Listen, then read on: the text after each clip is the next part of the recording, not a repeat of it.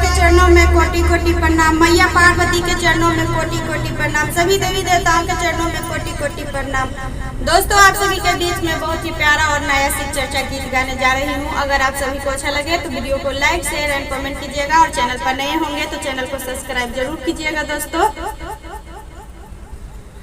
मोरे आंगना माई हा गुरुजी भोरे भोरे, मोरे आंगना माई हा गुरुजी भोरे भोरे, मोरे आंगना माई हा गुरुजी भोरे भोरे।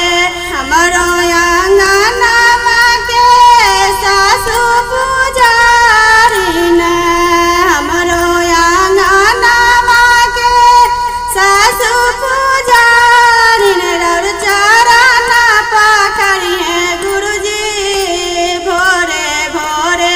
रे मोरे आंगना माई हा गुरुजी भोरे भोरे, मोरे आंगना माई हा गुरुजी भोरे भोरे।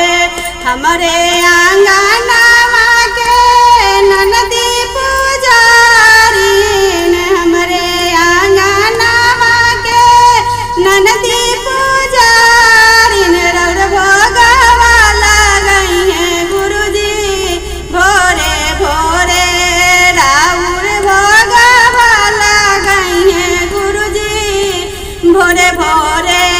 मोरे